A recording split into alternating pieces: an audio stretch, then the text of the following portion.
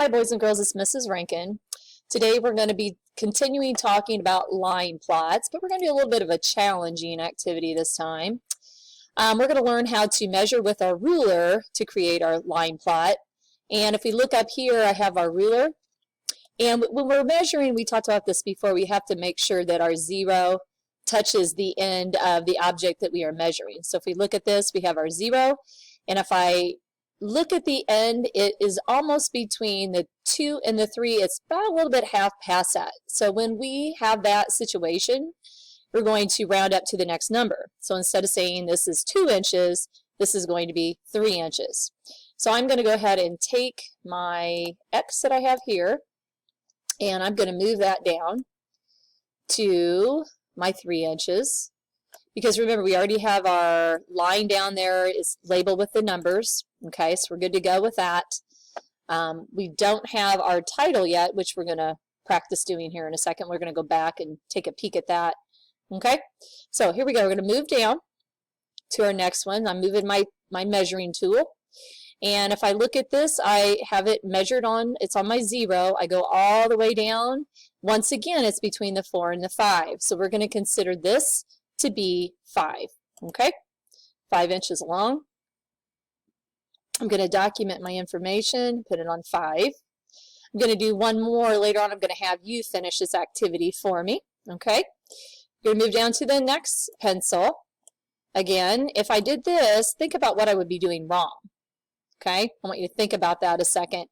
Obviously, I do not have my 0 where it needs to go, and the measurement is going to be incorrect. Same thing goes if I move my measurement tool this way. Okay, so I have to make sure that my 0 is on the end of my object the best I can have it.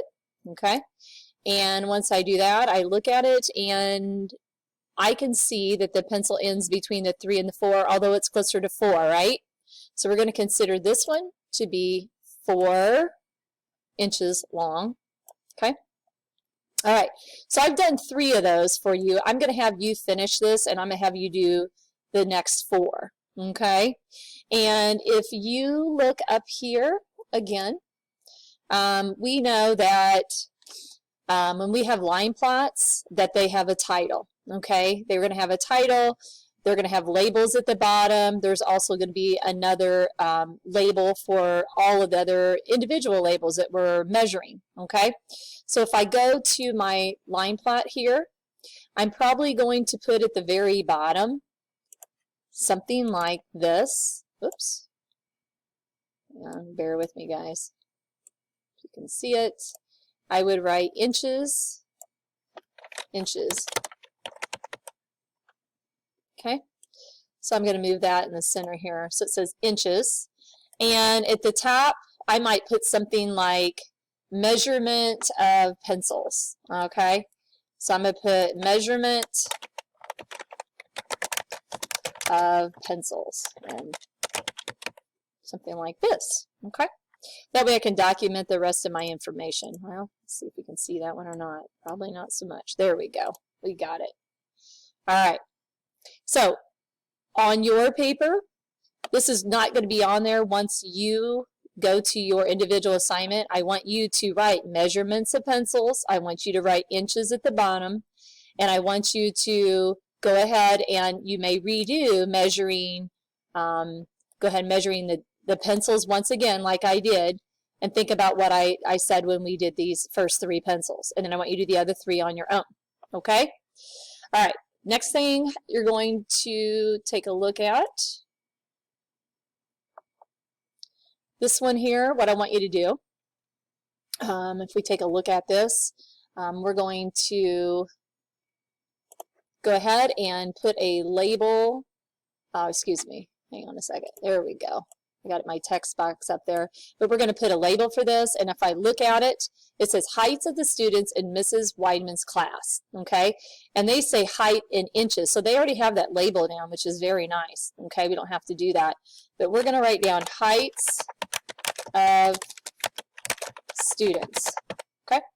So I have heights of students, and then I have the numbers on the side, which are the inches. So I'm going to go ahead and type those up. I'm going to put 44 And all I do is click my box here each time. 45, do another text box, 46, 47, and I need one more, which is 48. Okay? All right, so we have all our information documented on our chart so far. Now all we have to do is go back and check out our tallies for each one. So I can see that 44 has 2 because there's 2 tallies. So what I'm going to do is I'm going to move 44 here, put 2 X's there. And the 2 X's represent the number of tallies, okay? 45 has 5. Now I'm going to click on that and move it to 5. And you have to click on it and then move it over. Sometimes it's a little bit tougher than other times, okay? Click on it and we'll scoot it over. 3, 4, one more, and 5. Oops, that one stuck too, didn't it? Okay, that's okay. All right, hang on one moment. All right, so we have 5 here. And I'm going to kind of line them up a little bit, so if it gets out of line like that, you can do that, okay? All right, 46. I know that when I have my tallies, I go 1, 2, 3, 4. When I go across, that's 5. 5 and 3 is 8. So that means I'm going to click on here, and I'm going to put 8 on here. So 1. Oops, hang on a minute. Come on, you silly thing.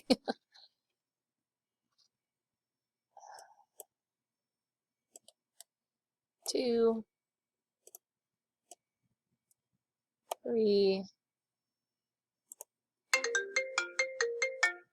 4,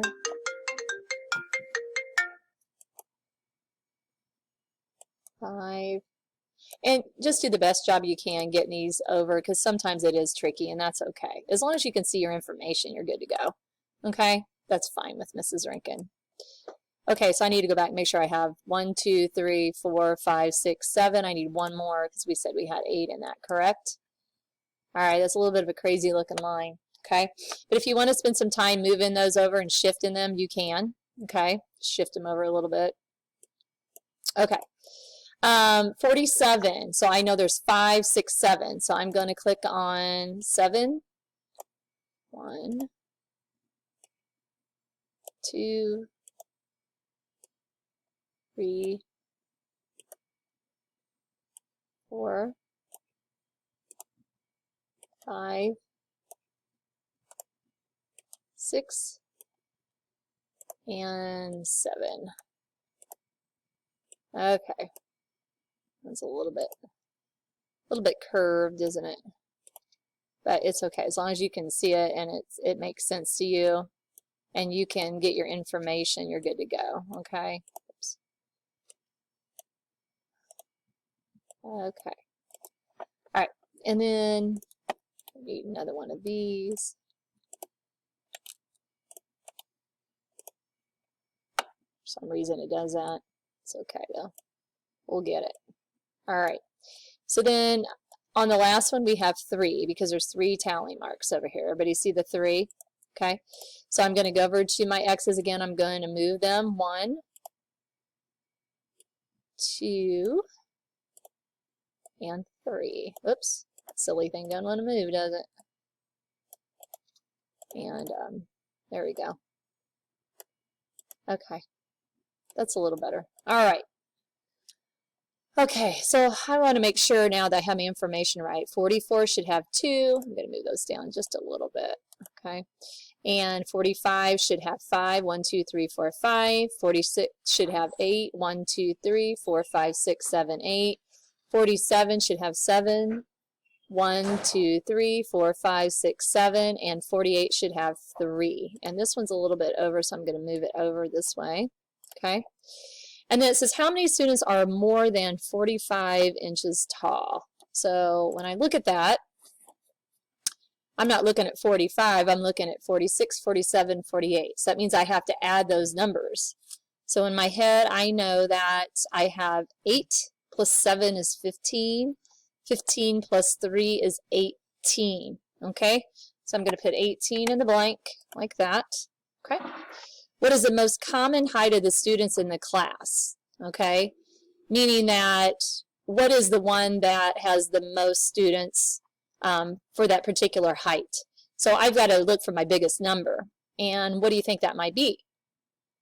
Okay, I think it's going to be 46 because there's 8 people that have that. Okay, so we're going to write down here 46. Okay, 4 and a 6. There we go. And my last one, how many students are in Mrs. Weidman's class? I want you to think about that a second. How would we figure that out? How would we find out how many students are in the class? Obviously, if we know these are all the students here that voted, we would have to add these, wouldn't we? Okay, so 2 plus 5 is 7. And then I'm going to say 7 plus 8. I know it's a double plus 1, so 7 plus 7 is 14. 1 more is 15. So 15 plus 5 more is 20. 20 plus 2 is 22. And then I add 3 more, 23, 24, and 25. So I'm going to put my 25 here. Okay. And there we go. We went ahead and we created our line plot. We looked at our information and compared it to answer our questions. Okay? So what I'm going to have you do after you have gone through and you're going to remeasure the pencils using the ruler, you're going to create your line plot. I went ahead and put these up here. So if you have to go back to my video, you can. You can go and put your title and you can put your label at the bottom and finish measuring those to see what you get. When you're finished with that, you're going to go to this paper here, and I want you, it says, Mr. Pruitt records the number of miles he runs during the week. Use the data to create a line plot. So once again, they went ahead and used tally marks. You're going to go ahead and put your information down here. Now this time, it's not going to be numbers. There's days of the week. So you can put your abbreviations. You put Monday, Tuesday, Wednesday, Thursday, and Friday all the way down at the bottom. And you could go ahead and put your X's up here. You can just create your X's, put them on your chart, and your data will be plotted. Okay? When you're finished, at the end, I want you to put your name up here. I want you to tell me how well do you understand this. I've got this. I could teach it to others. No problem, Mrs. Rankin.